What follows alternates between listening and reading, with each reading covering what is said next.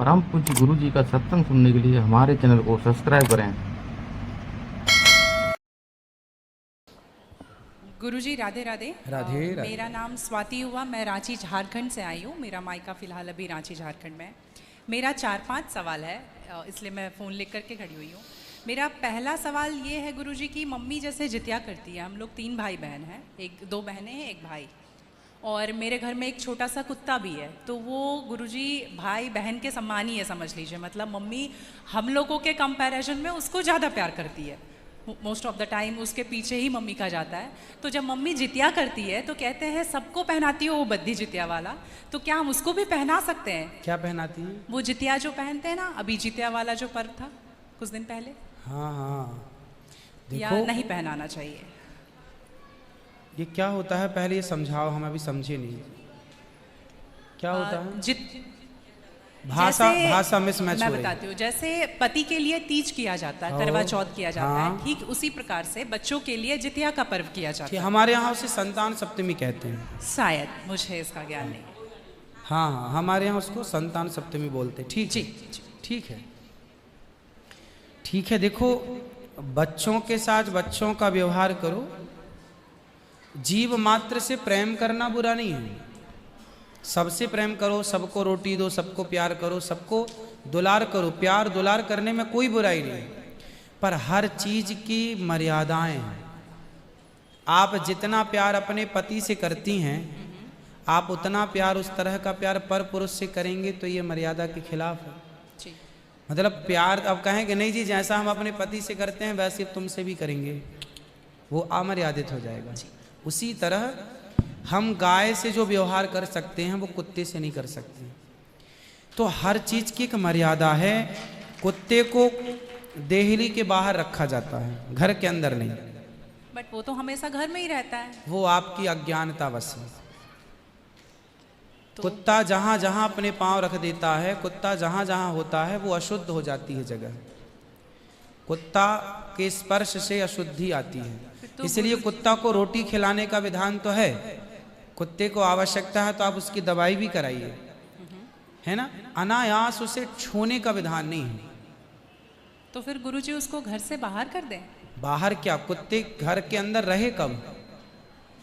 आज के जमाने में फैशन का जमाना है तो लग्जरी गाड़ियों में घूम रहे हैं कुत्ते।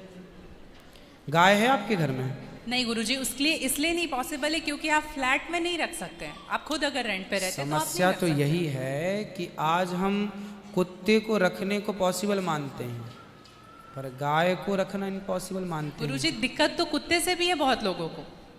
लॉजिकली देखा जाए, अगर उसको हम बाहर लेकर के जाते हैं शौच के लिए तो उससे भी दिक्कत है, लेकिन कुत्ते में मैनेज हो जाता है क्योंकि हम बाहर लेके जाते हैं। एक्चुअली कुत्ते में आप लोग मैनेज करना सीख गए हैं। काश गाय के साथ भी मैनेज करना सीख गए होते तो गाय भी मैनेज हो जाती है अभ्यास से। अब कुत्ते के संग रहते रहते अभ्यास हो गया है। गाय भी ना, छोटी सी गाय आती है जो हिमालय तरफ की गाय है ना, वो बहुत छोटी सी होती है। वो गाय यदि आप घर में रखेंगे तो वो आपके बिस्तर में सो सकती है, वो आपके संग खा सकती है। मतलब इतनी छोटी सी होती है, 1 लीटर दूध देती है वो, और इतनी प्यारी गाय होती है, इतनी सुंदर होती है। मतलब पूरे भारत देश की सर्वश्रेष्ठ नस्ल है वो, सबसे सुंदर सर्वश्रेष्ठ गाय। वो गाय सिर्फ कम दूध देती है। मतलब अपनी गौशाला में जितने छोटे छोटे बछड़े हैं ना, छोटे छोटे, मतलब सामान्य गैया का जो बछड़ा 1 महीने में होता है ना, उतनी बड़ी तो वो पूरी गाय होती है। मतलब उसे आप गोद में लेके जा सकते हैं। वो बच्चे की माँ बन गई है, लेकिन उस गाय को आप अपनी गोद में ले सकते हैं, वो भी गाय होती है। तो कुत्ते वालों को उस गाय के साथ मैनेज कर लेना चाहिए। अच्छा, मतलब उस हाइट, मतलब उस गाय की हाइट की ग्रोथ नहीं है, वो गाय की हाइट, वो गाय बहुत छोटी सी होती है, छोटी सी होती है। इतनी सी होती है कि आप उसे गोद में ले सकते हैं। आप उसे गोद में लेके पूरे घर में घूम सकते हैं। मतलब इतनी छोटी गाय होती है वो। देखो, भगवान को पता था कलयुग में ऐसा होगा, इसलिए ऑप्शन दे रखा है। आप कुत्ते को गोद में लेके घूमते हैं, पर भगवान ने ऑप्शन दे रखा था, हम लोगों का ध्यान उस तरफ गया नहीं। सही बात। गुरुजी मेरा दूसरा सवाल ये है कि ये सवाल बेसिकली मेरी बहन के घर वालों का है। चिकन नहीं खाना चाहिए क्योंकि उसमें जान होती है, कोई भी जानवर नहीं खाना चाहिए क्योंकि जान होती है। प्लांट में भी तो जान होती है ना गुरुजी? हाँ होती तो है। फिर हम उसको तोड़ते हैं तो उसको नहीं दर्द होता? ऐसा उनके घर वालों का सवाल है, मेरे माध्यम से। नहीं आप ठीक कह रहे हैं। देखो किसी आप ना गेहूं को चबा जाइए, जी चने को चबा जाइए, दालों को चबा जाइए, तो वो रोती नहीं है, चीखती नहीं है, उसमें रक्त नहीं होता, हड्डी नहीं होती, मांस नहीं होता, वो चीखती नहीं है, चिल्लाती नहीं है ना। पर आप मुर्गी को मारिए तो वो चीखेगी, चिल्लाएगी, भागेगी, खून है, हड्डी है, मांस है ना। एक्चुअली सिद्धांत है ना। देखो इतने सारे मर्द हैं, लेकिन इतने सारे मर्दों में एक मर्द ऐसा है जो आपका हाथ पकड़ के रह सकता है, आपका हाथ पकड़ के घूम सकता है, कोई कुछ नहीं बोल सकता, क्योंकि वो आपका पति है ना। समाज ने आपको इजाजत दे दी, आपकी मांग भर गई, मंगलसूत्र आ गया, अब समाज ने स्वीकार कर लिया कि ये मर्द, ये पुरुष अब आपका पति है। अब आपको दूसरे पुरुषों के साथ देखा गया तो आप अच्छे नहीं माने जाएंगे। तो जैसे समाज ने एक पुरुष के संग, एक स्त्री के संग इजाजत दे दी, शास्त्र ने इजाजत दे दी कि आप इसके साथ रह सकते, ये लीगल है, उसी तरह आपको गेहूं, चावल, अंकुरित अनाज चीजें, दाल, चावल, सब्जी, रोटी खाना लीगल, वेद ने आज्ञा दे दी, ये खा सकते हैं। मांस के लिए आज्ञा नहीं दी। पतिव्रता नारी पराये मर्द के संग, पराये पुरुष के संग घूमेगी तो समाज उसे ठीक नहीं कहेगी। उसी तरह हमें शास्त्र आज्ञा करते हैं कि हमारे ठाकुर जी, हमारे राम फल खाते हैं, हमारे राम फल खाते हैं, दाल, चावल, साग, सब्जी, बादाम, काजू ये खाते हैं। तो हमारे राम, हमारे कृष्ण खाए, मतलब वेद ने आज्ञा दे दी कि आप ये खा सकते हैं, ये खाने का पदार्थ है। मांस शेर के लिए है, बिल्ली के लिए है, कुत्ता के लिए है। क्या आप कुत्ता हैं? क्या आप बिल्ली हैं? क्या आप शेर हैं? क्या आप चीता हैं? नहीं। फिर जब हम मनुष्य हैं तो मनुष्यवत व्यवहार करें जी। हम वो ना खाएं जो हमारे लिए नहीं है। अब मांस खाने वाले जानवर ना, आप गौर से देखिएगा, मांस खाने वाले जितने जानवर होते हैं, कुत्ता, बिल्ली, चीता, शेर, सब जीभ से चाट चाट के पानी पीते हैं जी। आपने कुत्ते को पानी पीते देखा हो? जीभ से पीते। लेकिन आप कैसे पानी पीते हैं? मुंह लगा होंठों से करके, पीते हैं, होंठों मुंह से से पीते हैं। गाय कैसे पानी पीती है? मुंह से, जैसे हम लोग पीते। कुत्ता चाट के, बिल्ली चाट के। मतलब शाकाहारी जानवर और मांसाहारी जानवर दोनों ईश्वर ने बनाए हैं। गाय को आप मांस परोसिए, नहीं खाएगी, नहीं खाएंगे। वो बकरी को मांस परोसिए नहीं खाएगी, भैंस को मांस परोसिए नहीं खाएगी।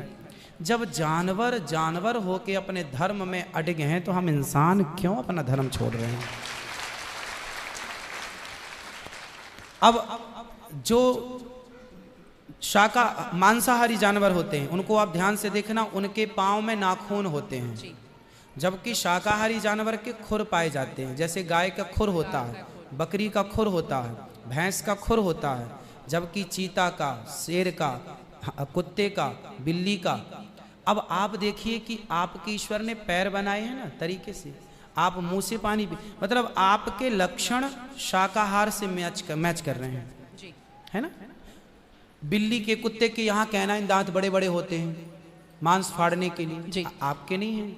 मतलब आप ईश्वर की तरफ से शाकाहार। और अब मैं नहीं कहता, आप मेडिकल साइंस का अध्ययन करके देखिएगा, साइंटिस्ट लोग अब से, अभी मैं इंग्लैंड गया था, वहाँ मुझे बताया कि जो अंग्रेज लोग, इनके बाप दादी जो मांस खाते चले आए हैं, अब कुछ अंग्रेज लोग इतने जागरूक हो गए हैं कि अब वो मांस नहीं खाते। वो कहते हैं कि अब इसको खाने से बीमारियां बढ़ रही हैं, लोग परेशान हो रहे हैं। पहले के लोग जंगल में कंदमूल फल खाते थे, ये अब खाने लग गए हैं, सुअर खा रहे हैं, कुत्ता खा रहे हैं।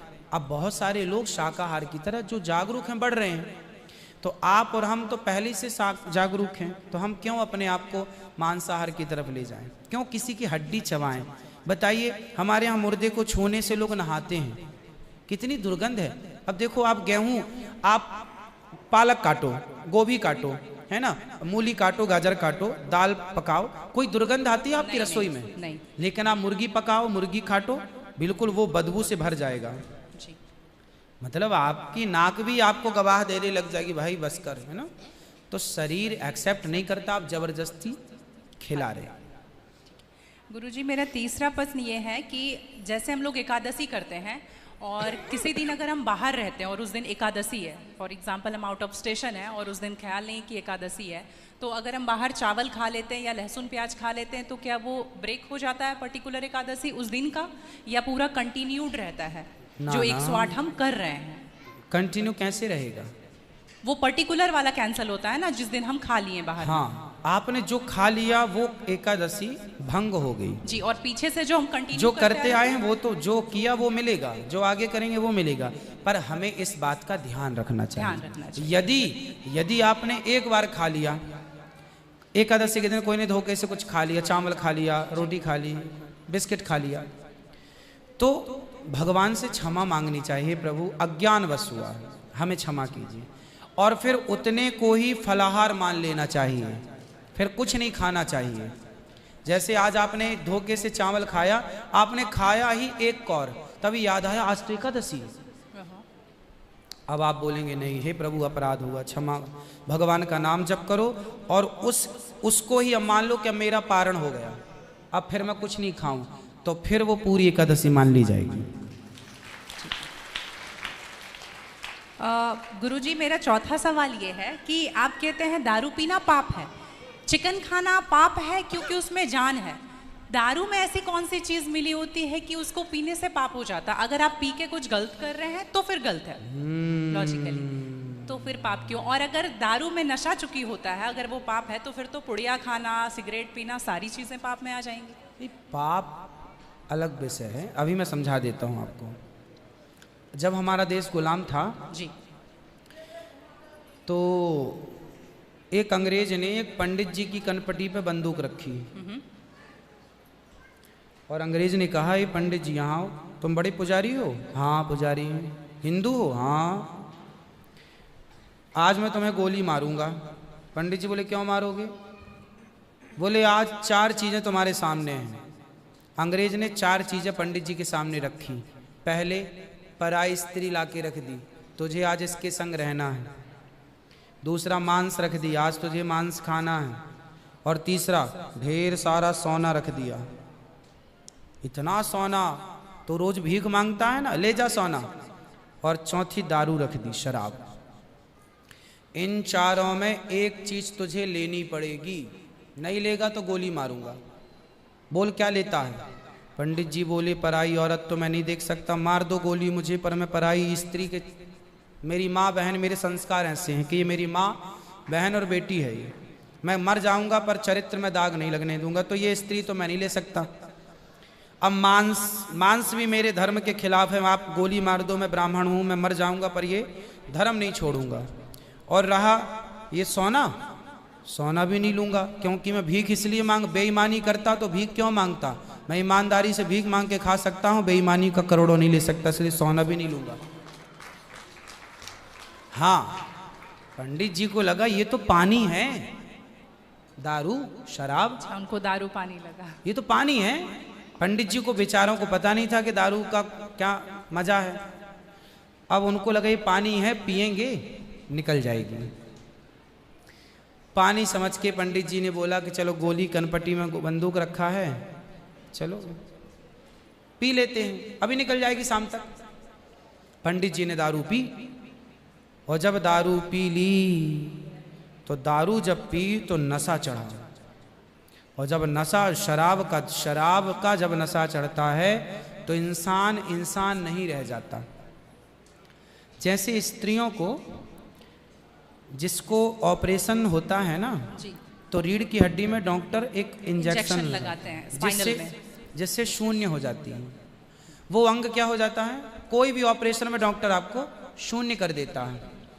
उसी तरह शराब आपके मस्तिष्क को, आपके सोचने विचारने की क्षमता को शून्य कर देती है, माइंड को शून्य कर देती है।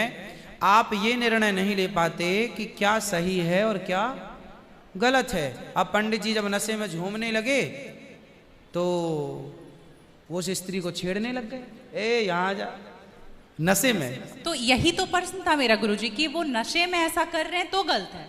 अगर जो बोलते हैं हम जेंटलमैन पैक पीते हैं, हम 2 पैक पीते हैं या 3 अच्छा ये बताओ, नशे में करने लगे तो गए, वो नशा आया कहाँ से? शराब जहाँ पीते से हैं। आया वही तो गलत है। नहीं तो गुरुजी, सारे फसाद की जड़ तो वही है। गुरुजी जब ज्यादा पी ले रहे हैं तो ऐसा हो रहा है, जो कम पी रहे हैं और ये कह रहे हैं कि कम पीने से ऐसा नहीं होता, आप ज्यादा कुछ भी हमारे यहाँ करोगे तो 5 महापाप गिनाए हैं शास्त्रों ने। जी 5 महापाप, उनमें से एक शराब है। शराब है, हाँ। शराब को महापाप इसलिए कहा गया है, ये बुद्धि भ्रष्ट, शराब पीने वाली की बुद्धि सात्विक नहीं हो सकती। आप शराब पीजिए, आप शराब पीने वाला व्यक्ति आध्यात्मिक नहीं हो सकता। जो ईश्वर से कनेक्टिविटी है, जो हम आध्यात्म जगत की बात करते हैं, देखो आप शराब पीने के शराब लोग क्यों पीते हैं? शराब कौन पीता है? समाज में 2 किस्म के लोग होते हैं। एक वो होते हैं, जैसे मैं सात्विक हूं, आप सात्विक हैं, आप चाहते हैं कि मैं भजन करूं भगवान का, ज़्यादा हाय हाय नहीं, शांत खुश भगवान के चिंतन में। एक तो इस प्रकार का आदमी है भगवत चिंतन में, वो ज़्यादा खाता भी नहीं। एक आदमी कैसा है जो विषय भोगी है। शराब शरीर को गर्म करती है, शराब शरीर को गर्मी पहुंचाती है। और जो व्यक्ति भोगी होता है, जिसे भोगों को भोगना है, वो लोग शराब का उपयोग करते हैं अपने भोगों की क्षमता को बढ़ाने के लिए। अब जिसे भोगना है वो तो अपनी क्षमता भोगों की बढ़ाए और शराब पिए, परंतु जिसे भगवत प्राप्ति करना हो, ईश्वर से नेह करना हो, मन लगाना हो, संत लोग 1 टाइम भोजन करते हैं, 2 टाइम नहीं खाते। बोले शरीर को केवल जिंदा रखना है, ज्यादा खिलाएंगे तो शरीर फिर हानिकारक है, मन भटकेगा। इसलिए यदि आपके अंदर ईश्वर की प्राप्ति की साधना है तो आपका आहार विहार शुद्ध अपने आप हो जाएगा। और मन में यदि कामना है तो फिर लोग तो चरस भी पीते हैं, अफीम भी लेते हैं। ये सब चरस अफीम क्या करती हैं? शरीर को उत्तेजित करती हैं। ये सब शरीर को उत्तेजित करने वाले पदार्थ हैं। तो बाकी जितने भी नशा वाली चीज हैं, हाँ। गुटखा, खैनी, दारू जो भी हैं, ये सारे फिर उतने ही इक्विवेलेंटली सब नुकसानदायक है। खैनी से कैंसर होता है, सिगरेट से लंग्स खराब होते हैं। गुल से क्या होता है गुरुजी? किससे? गुल जो करते हैं, गुल क्या होता वो है? पाउडर एक होता है ना? नहीं वो मैं जानता नहीं। चरस अफीम क्या कहते हैं? क्या है? बट ड्रग्स नहीं वो ड्रग्स नहीं होता, डब्बे में आता है गुल। नहीं, वो गांव के लोग को मैंने देखा करते हुए। हाँ, तंबाकू चूना नहीं, वो मैं उसके बारे में पहली बार सुन रहा हूँ, अब रिसर्च करना पड़ेगा वो चीज क्या है। मतलब कुछ भी नशीला पदार्थ देखो गलत है, सब गलत है, सब गलत। शराब कौन सी सही है? सिगरेट कोई पिए तो कौन सा समझदार है? आप खैनी खाएं, गुटखा खाएं, अब कौन सही? इसे कौन कहे? मूर्ख ही सही कहेगा, खाने वाला ही सही कह सकता है। तो मतलब सब इक्वली उतना ही पाप है। पाप पुण्य अलग विषय हो गया। नहीं गुरुजी, आप कहते हैं कि शराब को पाप माना गया है, ये सारी चीज पाप के अंतर्गत है। अब सेहत खराब हो ही जाएगी। शराब के नशे को पाप माना गया है, बाकी चीजें गलत हैं। ठीक है। महापाप में शराब को लिया गया है, बाकी चीजों को गलत। सही कैसे हो सकती है? खैनी और सिगरेट और बाकी चीजें। महापाप में शराब को गिना। देखो, एक होता है महापाप, एक होता है पाप जी। महापाप 5 प्रकार के हैं, पाप अनेक प्रकार के हैं। तो पाप है, गलत है, ये सब चीजें गलत हैं। शराब महापाप है। आगे ठीक है गुरुजी, मेरा लास्ट प्रश्न आपके माध्यम से ये बुलवाना है। बहुत सारे लोग खच्चर पर जाते हैं केदारनाथ, और वैष्णो देवी भी जाते हैं खच्चर पे। अगर आप देख रहे हैं तो अभी रिसेंट का वीडियोस देखे होंगे, तो उनको चरस पिला करके लेकर के लोग जा रहे हैं। किसको? खच्चर को जी। एक नाक बंद करके एक नाक से पिला रहे हैं, और आपको यहाँ पे बहुत सारे लोग एडमायर करते हैं, इवन 11 मिलियन लोग एडमायर करते हैं। अगर आप ये बोल देंगे कि आप धाम जाते हो तो जाओ, लेकिन पैदल जाओ, इनका प्रयोग मत करो, तो मेरे लिए बहुत अच्छा होगा, क्योंकि हम बहुत ज़्यादा ही एनिमल लवर हैं।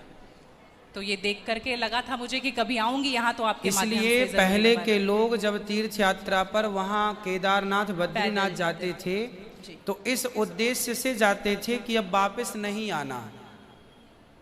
पहले के लोग जाते थे इस उद्देश्य से कि अब वापस नहीं आना। नहीं आना, वहीं भगवत धाम में चले जाएंगे। आजकल इसलिए आज के ज़माने में तीर्थ इत्यादि जवानी में ही कर लो। माँ बाप को समय है, पाँव हाथ चल रहे हैं तो करा दो, भजन करो मस्त जवानी में, बुढ़ापा किसने देखा। तो समय से सब कर लो, बुढ़ापे में फिर तो खच्चर ही बचेगा। तो बुढ़ापे जो देखो बूढ़े लोग हैं जो नहीं चल पा रहे हैं, पर आस्था है दर्शन की, तो वो अपने हिसाब से जाते हैं। नहीं तो गुरुजी हेलीकॉप्टर भी तो है ना। हाँ हेलीकॉप्टर का बजट सबका नहीं होता, हेलीकॉप्टर से सब नहीं जा सकते ना, उसकी टिकट ही महंगी है, 25-50 हज़ार रुपये लगता है, लाख रुपए भी लगता होगा, भगवान जाने, मुझे नहीं पता कितना लगता है। अब सामान्य आदमी कहाँ वो 50 हज़ार की टिकट कटाएगा, वो तो 1000-2000 दे के जाना चाहेगा। तो सबके अपने अपने बजट हैं, पर ये कोशिश करो कि हम अपने पाँव पर चलें, हम किसी पर बोझ ना बने। ये सही है कि हम किसी जीव को परेशान ना करें। यदि वो गधा वधा जो भी है खच्चर, वो यदि स्वस्थ है, क्योंकि हमारे यहाँ राजाओं के ज़माने में घोड़ों पर ही सवारियाँ होती थी, रथ घोड़ों के द्वारा ही चलाए जाते थे, तो उन घोड़ों का ध्यान भी रखा जाता था। पंच परमेश्वर कहानी है, जुम्मन सिंह खलगू चौधरी, उसमें एक इक्का गाड़ी की भी कहानी है ना। तो उसमें बैल के द्वारा इक्का गाड़ी चलाई गई, उसका जिक्र है। तो हमारे यहाँ पहले ना, जैसे किसान खेत में जुताई करते थे, जुताई तो बैलों से होती थी, तो बैलों को ना दिन भर जुताई में रखते थे और रात भर उनको चराते थे। रात भर वो अच्छा घास खाएं, दिन भर उनको जब भी गर्मी पड़े 2 घंटे का रेस्ट, 2 घंटे छोड़ दें, वो चर लें, वो पानी पी लें, मतलब उनका प्रॉपर ख्याल रखा जाता था। आज कुछ लोग क्या है, पैसे कमाने के लिए उनका ख्याल तो रखते नहीं है, और वो पैसे लेने के चक्कर में ना उसको भरपेट खिलाते हैं, ना उसका पानी का ध्यान, ना खाने का ध्यान, तो वो कमज़ोर हो जाता है, मर जाता है कई बार। वही प्रॉब्लम है गुरुजी, वो 5-5 बार चढ़ाते हैं और आने के टाइम पे पूरा पाँव टूट जैसा जाता है और फिर उसका ध्यान नहीं रखते। उसकी खिलाई पिलाई हो, और एक समय होता है, यदि जवान है तो उसको उपयोग में लिया जाए, बूढ़ा है तो उसको रिटायर कर दिया जाए। अब बूढ़े गधे के ऊपर भी लोगों को बिठा कर ले जाएंगे, तो एक हर व्यक्ति जानवर हो या इंसान हो, हर चीज़ की एक क्षमता होती है। जवानी सबके साथ होती है और बुढ़ापा भी सबके साथ होता है। तो उन लोगों को भी इस बात का ख्याल रखना चाहिए। आप लोग भी अपने पाँव पर चलने की कोशिश करें, और कुल मिला के जीव पर कोई भी भार ना बने, जीव मात्र को हम परेशान ना करें। जी धन्यवाद गुरुजी, थैंक यू।